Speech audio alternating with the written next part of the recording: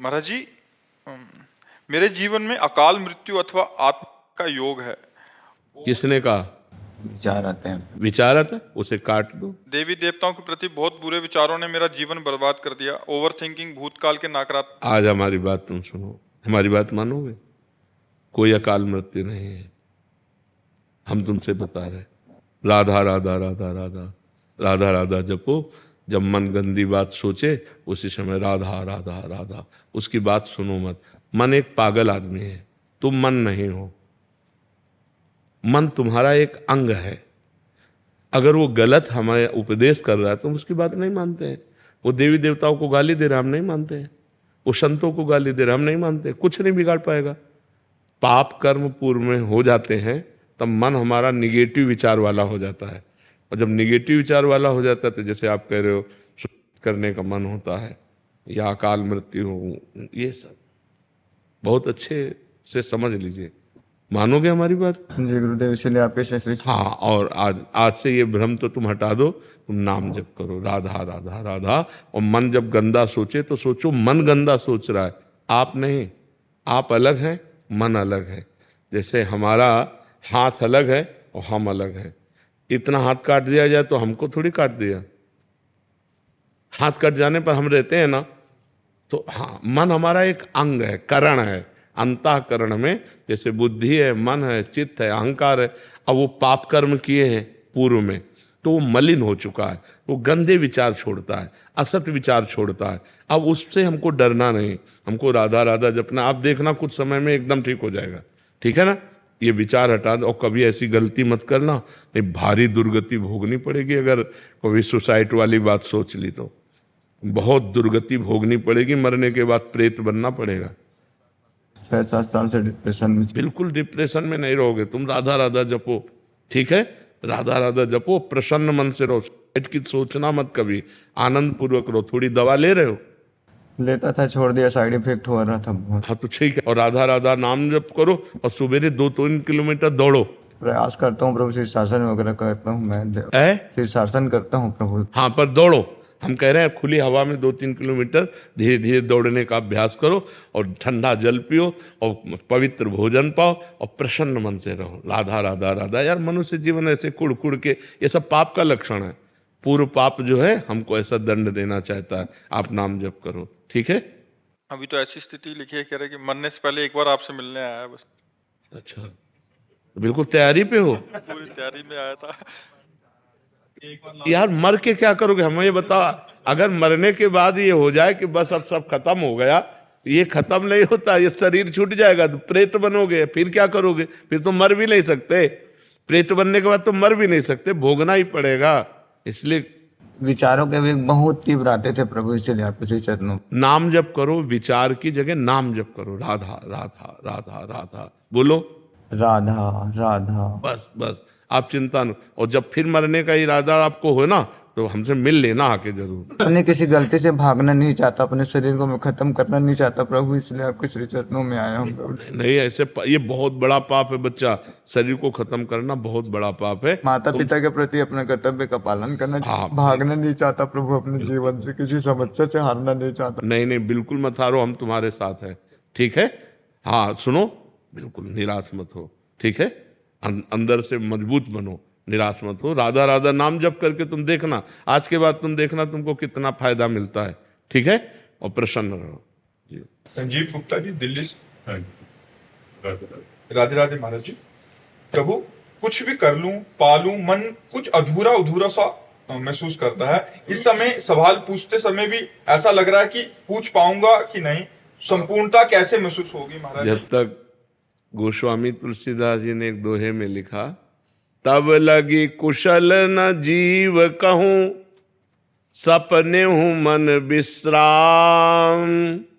जब लगी भजत न राम कहूं, शोक धाम तज काम।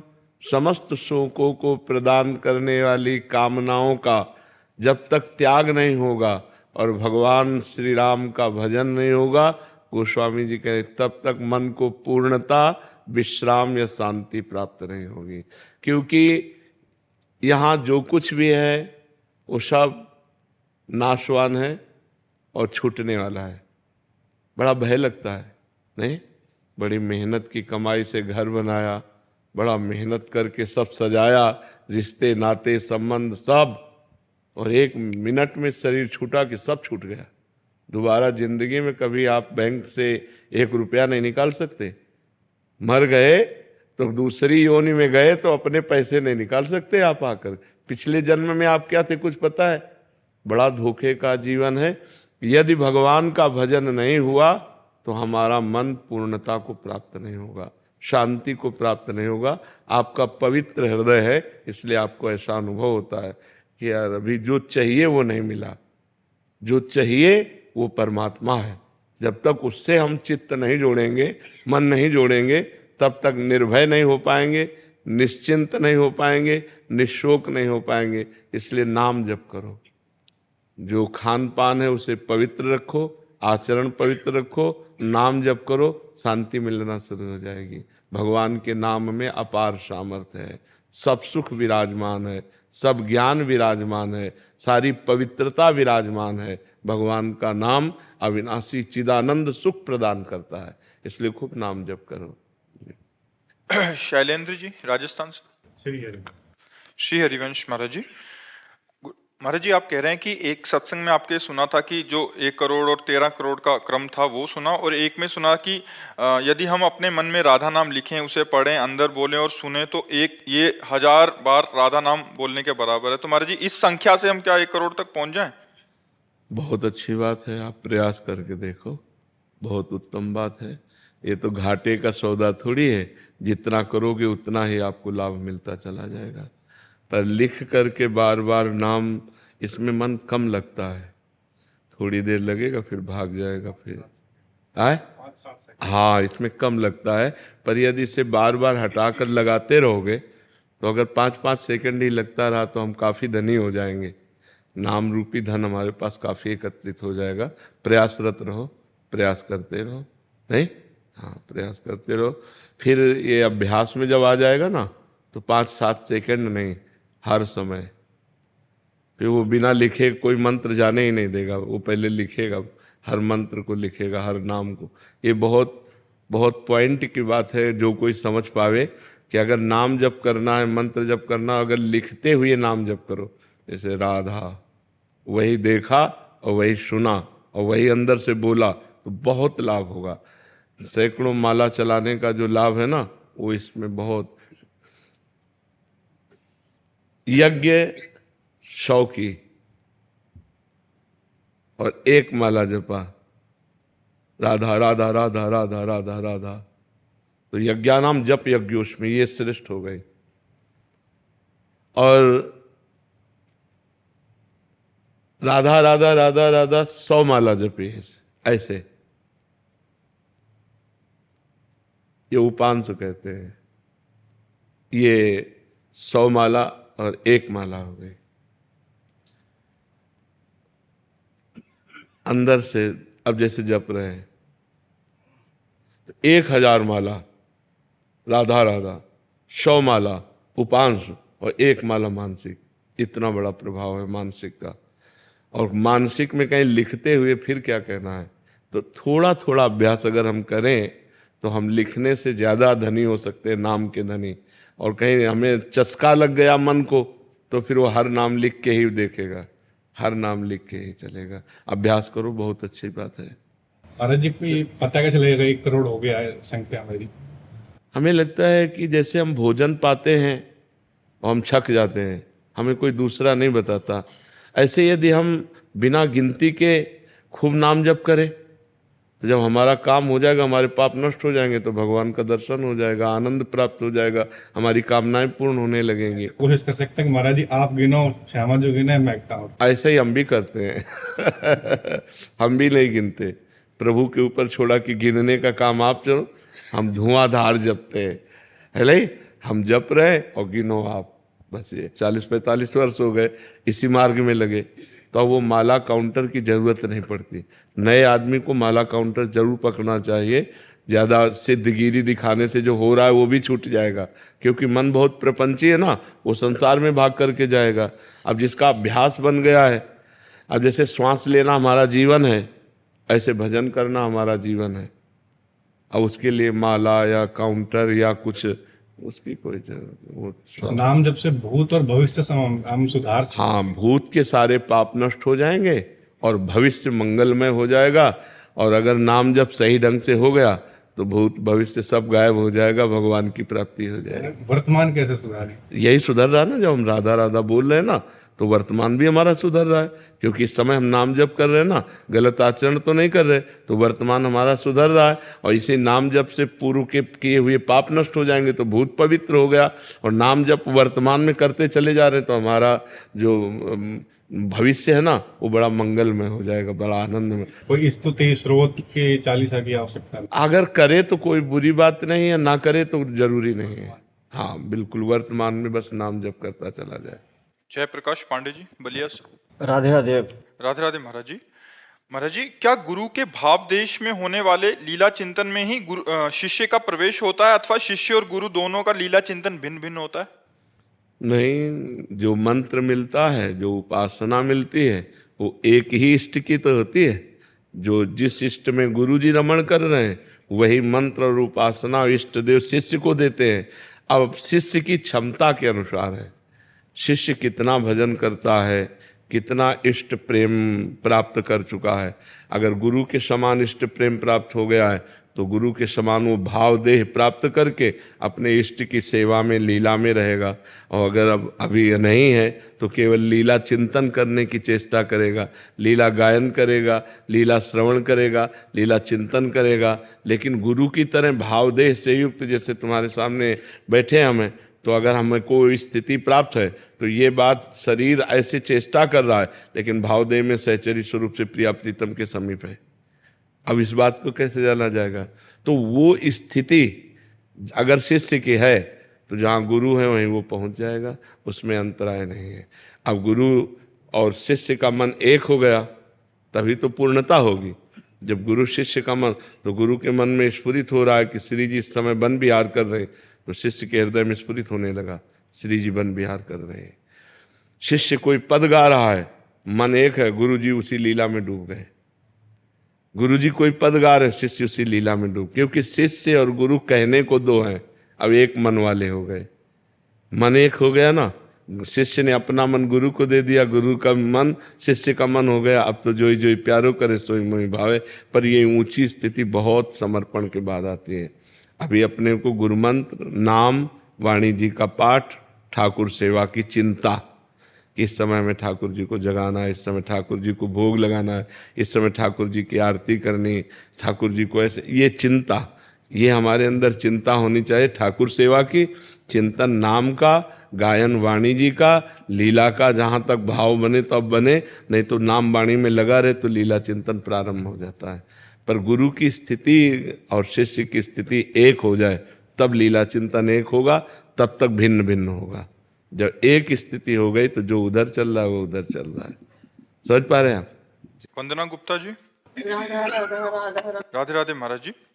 महाराज जी, आत्ममिलन का उपाय सुझाएं। महाराज जी, स्वयं से मिलन की परमानंद की अनुभूति को कैसे पाएं? एक तो है ज्ञान मार्ग, किसका प्रश्न है? ज्ञान मार्ग जिसमें बहुत कठिन है, मतलब बहुत कठिन है। लोक परलोक के समस्त भोगों से वैराग्य, सत असत का विवेक, इंद्रिय विजयी, मन विजयी, तितिक्षाशील, बहुत कष्ट सहने वाला और श्रद्धापूर्ण शास्त्र गुरु में, और समाधान चित्त का परमात्मा के चिंतन में निरंतर मुमुक्षुता, अब मुझे मुक्त होना है। तो लोक परलोक के भोगों से वैराग्य नहीं है, सत असत का ज्ञान नहीं है, इंद्रिय विजयी नहीं हो, मन विजयी नहीं हो, तितिक्षा सहनशील नहीं हो, चित्त निरंतर चिंतन में नहीं रहता, तो ज्ञान मार्ग में तो चलना कठिन है। अब रह गई भक्ति मार्ग की बात, तो अपनी आत्मा को हम भगवान मानते हैं, क्योंकि भगवान ही तो आत्मा रूप में है। अब हम उनकी आराधना शुरू करते हैं, उनका नाम जप करते हैं, उनका लीला गायन करते हैं, उनको भोग लगाते हैं, उनकी आरती उतारते हैं। वो हम अपनी आत्मा की आरती उतार रहे हैं। आत्मा हरिवंश प्रगट परमानंद, हमारी आत्मा है। हा हरि रा राधा वा वृंदावन सा सहचरी, आत्मा हरिवंश प्रगट परमानंद श्री हरिवंश प्रमाण मनम। मेरी आत्मा ही प्रगट रूप में आराध्य देव के रूप में है। यदि हम उनकी आराधना करें तो आराध्य देव के मिलन का मतलब है आत्म मिलन। मम दर्शन फल परम अनूपा, जीव पाव निज सहज स्वरूपा। जीव अपने सहज स्वरूप को मतलब आत्म मिलन हो जाता है यदि हम भगवान का साक्षात्कार कर लें। तो भगवान के साक्षात्कार के लिए साधन करो, भगवान की लीला कथा सुनो, भगवान का नाम जप करो, भगवान की सेवा करो, भगवान के भक्तों का सत्संग सुनो, तो हमारी भक्ति बढ़े। और जब जैसे जैसे भक्ति बढ़ेगी वैसे वैसे दोष दुर्गुण नष्ट होंगे, हमारे हृदय में प्रेम प्रकट होगा, और जहाँ प्रेम प्रकट हुआ भगवान का मिलन हो जाएगा। बिना प्रेम के भगवान का साक्षात्कार नहीं होता। जी। साहिल कौशिक जी लुधियाना से। हरी हरी बोल। श्री हरिवंश महाराज जी। महाराज जी, निरंतर नाम जप करने की कोशिश करता हूँ, परंतु संसार में रहने के कारण जब कोई कुछ भी संसारिक बात पूछता है तो उसकी बात का उत्तर देते वक्त नाम छूट जाता है, जिससे मन में नाम जप छूटने का बहुत शौक होता है। ऐसा लगता है कि कोई बहुत बड़ी चीज छोड़ दी, कुछ समय के लिए मन भी जलन पैदा करता है। हाँ, बहुत सुंदर बात है। बहुत तद्विस्मरणेन परम व्याकुलते थे, जरा सा विस्मरण होने पर परम व्याकुलता जागृत हो जाए, बहुत उत्तम बात है। और अगर थोड़ी हम सावधानी रखें तो बात करने पर भी हम नाम जप कर सकते हैं। जैसे हम आपको देख रहे हो, आपके मस्तक पे राधा लिख रहे हो, आपसे बात कर रहे हैं, और हम राधा नाम पर पूरी एकाग्रता किए, और आपकी तरफ देख रहे हैं तो आपको लग रहा है हमारी तरफ देख रहे हैं और आपसे बात कर रहे हैं, पर हमारे ध्यान में, हमारे चिंतन में राधा नाम है और हम आपसे बात कर रहे हैं। ये अभ्यास किया जाता है कि उसके मुख पर, उसके मस्तक पर राधा नाम लिख रहे, बड़े गंभीर एकाग्रता पूर्वक उत्तर दे रहे, अधिक सामने वाले को बोलने देते हैं, अपने कम शब्दों में बोलते हैं और नाम चलाते हैं। ऐसा अभ्यास करो। बकाया बहुत अच्छी बात है कि नाम छूटने पर व्याकुलता पैदा हो, जलन पैदा हो कि हम ऐसा क्यों कर रहे हैं। इससे बढ़कर कोई लाभ तो है नहीं, नाम से बढ़कर। नाम अगर छूट गया तो बहुत बड़ी हानि हो रही है। पता नहीं जीवन की श्वासें कितनी हैं, हर श्वास में नाम ले तो भगवत प्राप्ति हो जाती है।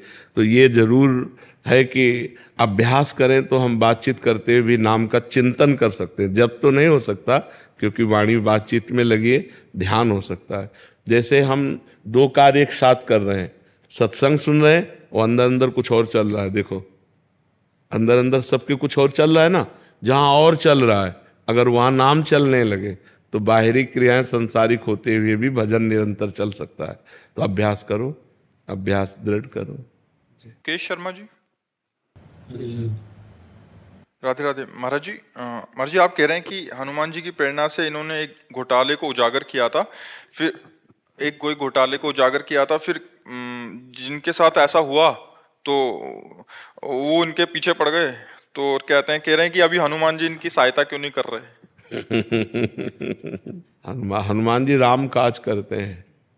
पहली बात तो समझ लो कि उनको राम काज करने से एक सेकंड भी कहीं अलग भाव नहीं।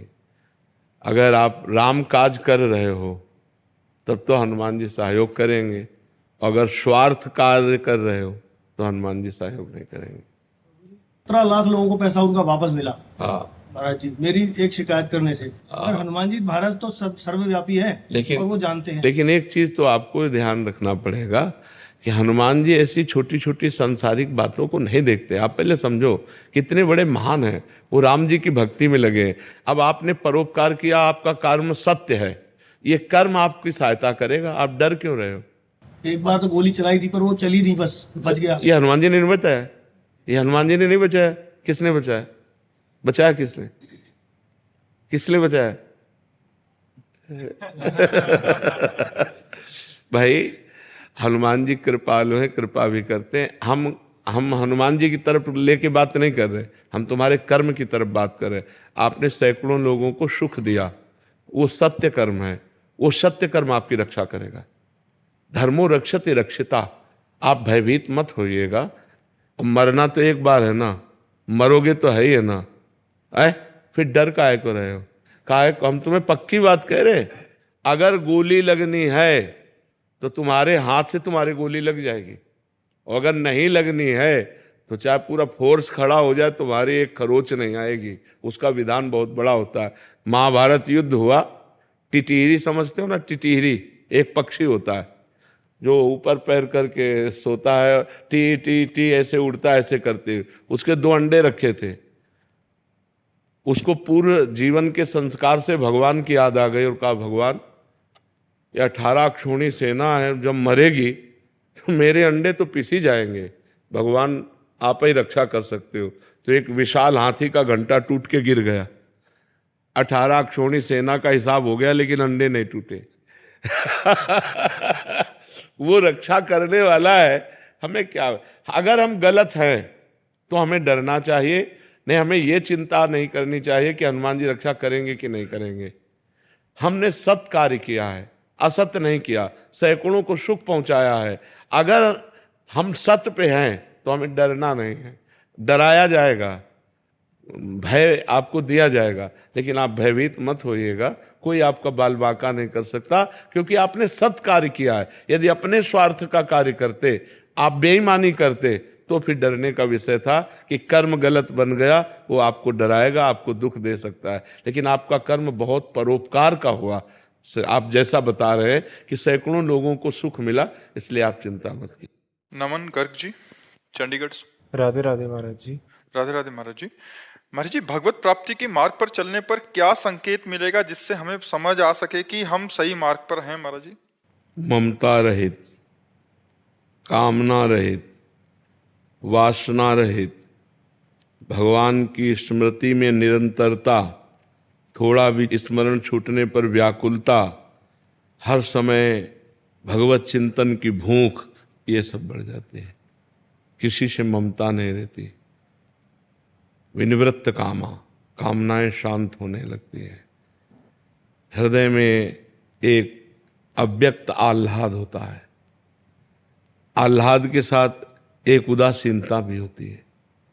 अंदर आह्लाद है, लेकिन बाहर कहीं मन नहीं लग रहा, कुछ अच्छा नहीं लग रहा। मन को दिखाओ कि क्या तुम्हें पसंद है, कुछ पसंद नहीं।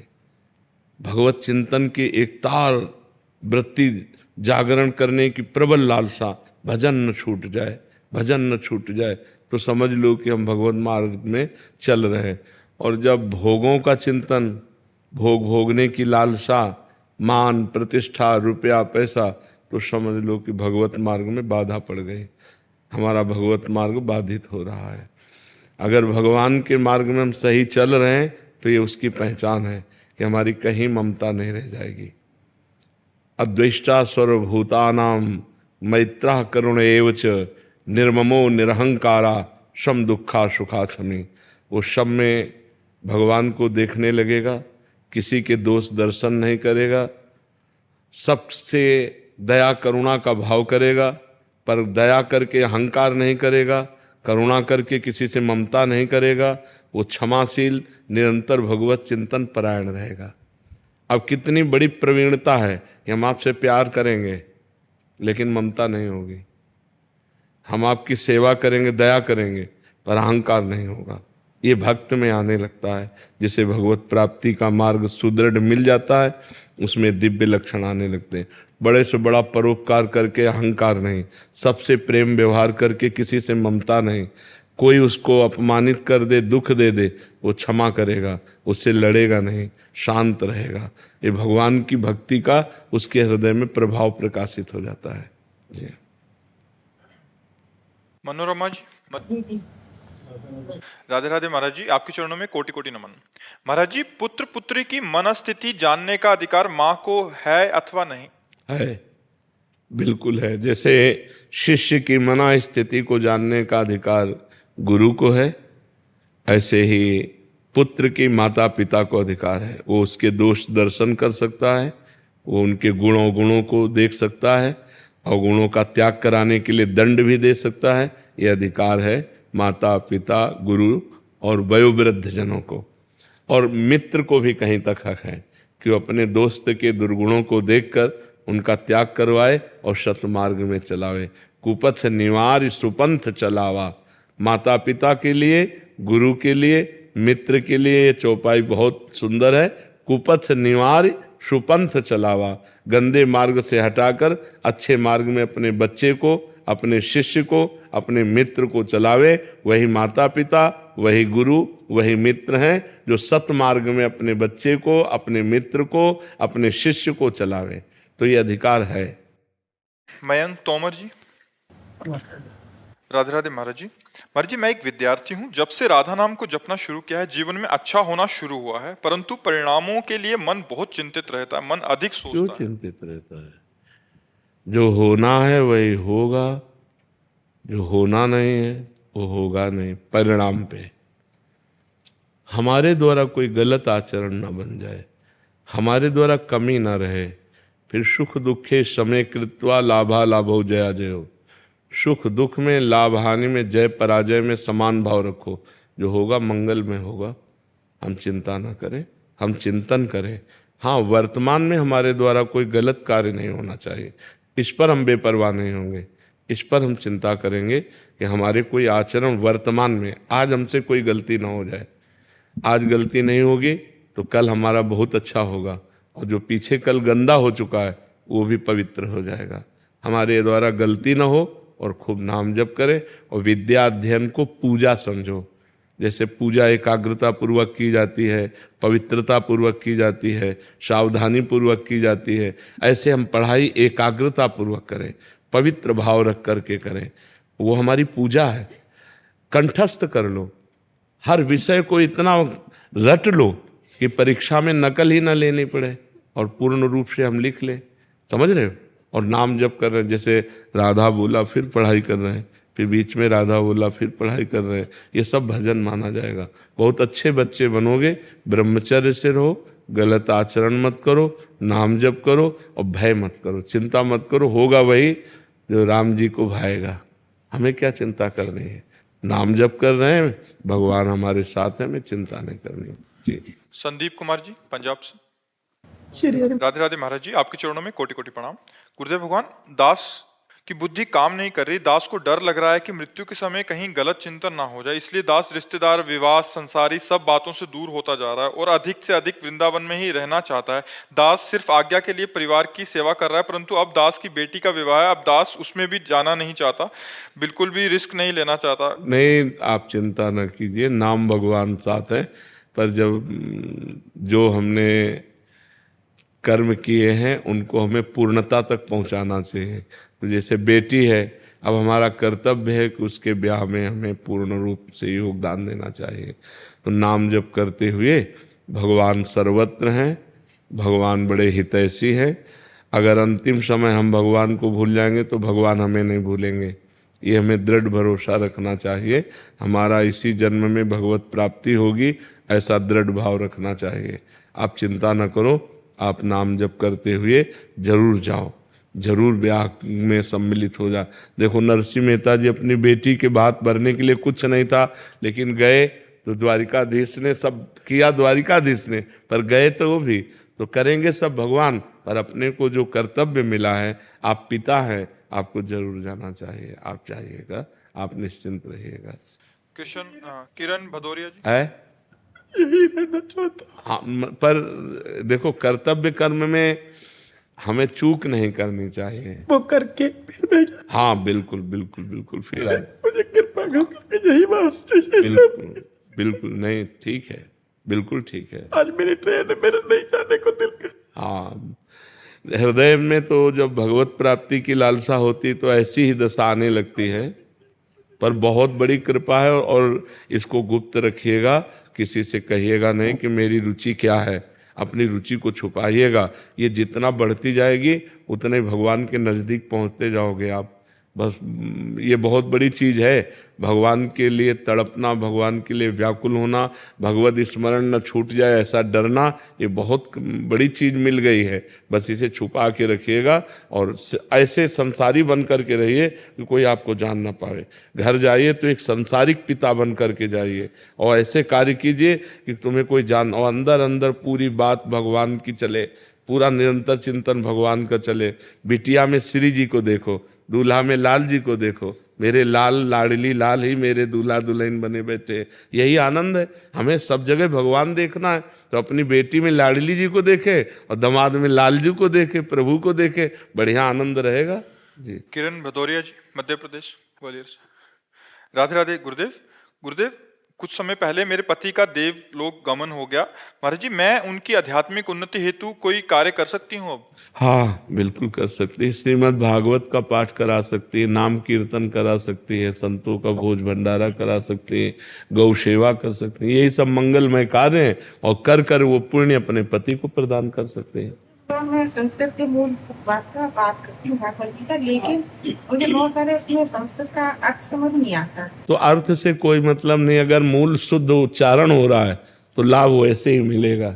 अर्थ समझो या ना समझो, पाठ जब कर रहे हैं तो मूल मंत्र है ना, उसका अर्थ समझे न समझे वो प्रभाव अपना दिखाई देता है। जैसे अग्नि को हम समझे न समझे छू जाए तो हम जल जाएंगे ना, क्योंकि उसमें पावर है, दायिका शक्ति है। ऐसे मंत्रों में, भागवत में, नाम में, इनमें पावर विराजमान है। जब उनका गान करते हैं, उच्चारण करते हैं, तो उनमें जो पुण्य होता है, जो सुकृत होता है, वो हम अपने पति को या किसी को भी दे सकते हैं।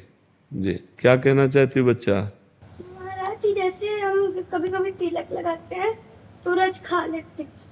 कोई बात नहीं, थोड़ी सी चख लेने में कोई परेशानी। मतलब मैं रज खाती हूँ, मन ही नहीं भरता तो खाते जाओ पापा कहते हैं।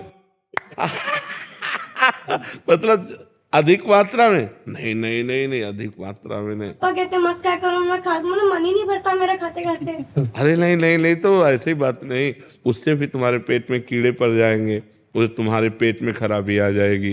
क्योंकि अंदर जो हमारे अंग है ना, जैसे लीवर है, आते हैं, उनको अनुकूल भोजन चाहिए। ईंट पत्थर रज हो ये थोड़ी सी चाहिए। कुछ कोई लोगों का अभ्यास हो जाता है, वो पक्के पक्के वो लोग ऐसे चबाने लगते हैं पात्रों को, जैसे रज के पक्के पात्रों को चबाते हमने देखा है। कुर ऐसे चबाते हैं कोई रज, ये पेट में फिर परेशानी आ जाएगी। अब मत पाना, ठीक है? जरा सा ले लेने में कोई बात नहीं, वो तो हम भी लेते हैं। जैसे जरा सा ऐसे ना वो रज पवित्र था, तो अस्पताल जाना है क्या, तो आज से मत खाना, जरा सा चख लिया, ठीक है? हाँ। अमित कुमार चौहान जी, राधे राधे, प्रणाम गुरुजी। गुरुजी, अक्सर मैं आवेश में आकर किसी परेशानी और कठिनाई की वजह से किसी व्यक्ति विशेष को भला बुरा कह देता हूँ और फिर बाद में बहुत तकलीफ होती है। गुरुजी, जाने अनजाने में की गई इन गलतियों का प्रायश्चित क्या है और कैसे करें? गलतियों के प्रायश्चित की तरफ हम ज्यादा ध्यान नहीं देते, गलती ही ना हो ये हमें ध्यान देना है। मूल बात है, जैसे हमसे गलती हो गई उसका, अब हमें ध्यान देना है कि आगे हमसे गलती न हो। उसके लिए हमारे हृदय में शीतलता चाहिए, और वो शीतलता मिलती भगवान के चरणारविंद से।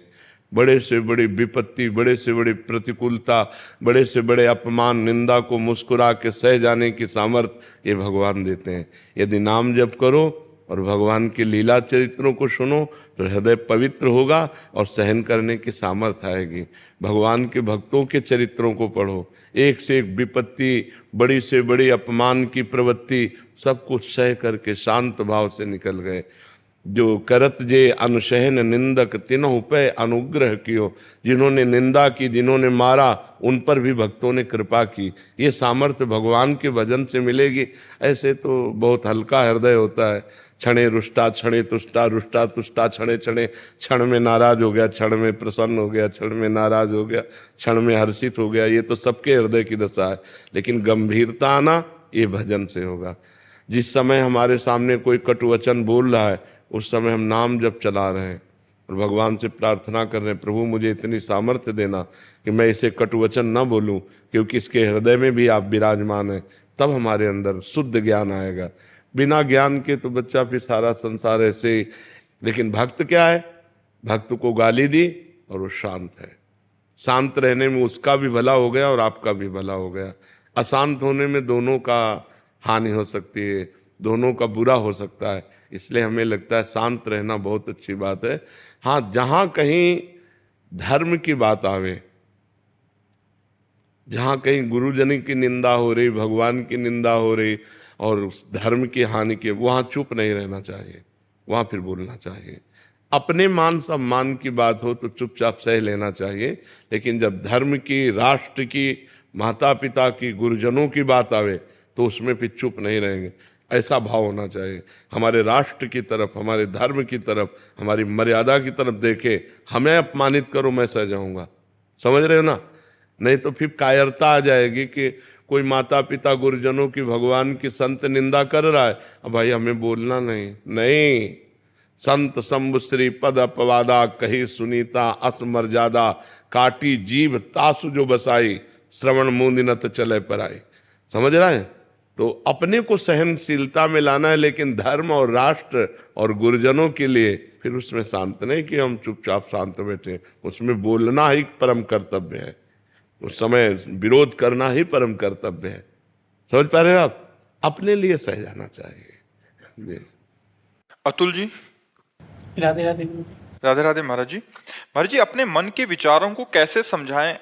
क्या हर वो विचार जो मैं सोचता हूँ वो मेरा है या कोई और इसे चला रहा है? ये त्रिगुण माया के द्वारा मन फालतू विचार फेंकता रहता है। कोई पॉइंट का आया तो आया, 100 में 1-2 बात पॉइंट की आएगी, नहीं 98 बातें फालतू फेंकता रहता है। और जो नाम जप नहीं करते और इसी मन की फालतू बातों में फंसते रहते हैं, या तो जेल में होते हैं या डिप्रेशन में होते हैं। ये ओवर थिंकिंग बढ़ाते बढ़ाते बढ़ाते बढ़ाते मन में आई, लेकिन उसे काट दिया। और जो मन में आई और काटना नहीं जानता, या तो जेल जाएगा और या दुर्गति उसकी होगी जीते जी। तो ये जो हमारा मन हमारे सामने बातें पेश करता रहता है हर समय, उसका कार्य है ऐसा हो जाए, ऐसा कर लिया जाए, ऐसा कर लिया जाए, ऐसा कर लिया जाए। उसको काटना होगा विवेक के द्वारा। जो सही बात है उसे सपोर्ट कर देना है, जो गलत बात है उसे काट देना है। और जब आप मन की बात को काट दोगे तो मन तुम्हें जलाएगा, व्यथित करेगा। इसका स्वभाव प्रमथन स्वभाव, मतलब मथ देगा आपको। तो उसी मंथन, उसी व्यथा को, उसी जलन को सह जाओ तो आप आगे बढ़ जाओगे परमार्थ में। और नहीं सह गए तो दुर्गति हो जाएगी, फिर तो दुर्गति हो जाएगी। ये मन के चक्कर में ना पड़े। मन ने ही पूरे संसार को क्लेश में फंसा रखा है। बोले यार मन नहीं माना, अगर मान जाता तो मैं बच जाता। तो मन को मनाओ, और मन को मनाने के लिए आपको पावर चाहिए, वो आध्यात्मिक पावर चाहिए। नाम जप करो, राम कृष्ण हरि राधा, जो नाम प्रिय हो नाम जप करो, तभी तुम्हारे हृदय में पवित्रता आएगी, पावर आएगा। मन कह रहा है कि देखो, पवित्र मन गलत आचरण की सलाह नहीं देगा, घृणा होगी। अपवित्र मन अच्छी बात की सलाह कम देगा, गंदी बात की ज्यादा सलाह देगा। और आजकल मोबाइल चल गया है, इसमें भी सद्गुण है, मोबाइल में भी। जैसे आप लोग बैठे हैं तो मोबाइल की ही कृपा से बैठे, यूट्यूब में देखा और यहाँ तक पहुँच गए। तो गंदी बात जो मोबाइल में देखते हैं जो लोग, वो मन को और गंदा सपोर्ट करते हैं, और गंदा बना रहे हैं। मन की जो कल्पनाएं हैं वो और बढ़ा रहे हैं। हमें लगता है मोबाइल से गंदी बातें देखना बंद की जाए, गंदा भोजन बंद किया जाए, गंदा संग बंद किया जाए, तो मन अच्छी बातें फेंकने लगेगा। अगर हम गंदा भोजन करेंगे, गंदा संग करेंगे, गंदा दृश्य देखेंगे, तो वो गंदी बातें फेंकेगा, हमारे द्वारा फिर गंदी बातें होंगी और उसका परिणाम बहुत बुरा होता है। एक बार गंदा आचरण हो गया और वो प्रकाशित हो गया और हम फंस गए तो पूरा जीवन बर्बाद हो जाता है, समाज में कलंकित और जेल भोगना पड़ता है। इसलिए मन की कल्पनाओं को काटना सीखो, विवेक के द्वारा उनको काटो। जो गलत सलाह है उनको नकार दो, चाहे जितना कष्ट हो वो सह जाओ। 2 मिनट के लिए वो जलाता है, हमें लगता है अगर हम ऐसा कह लेते हैं तो शांति मिल जाएगी, आनंद मिल जाएगा। नहीं, वो घोर अशांति में फेंक देगा। अगर अभी मान जाओ, ना करो, तो शांत हो जाएगा। पर ये विवेक तभी काम करेगा जब अध्यात्म होगा।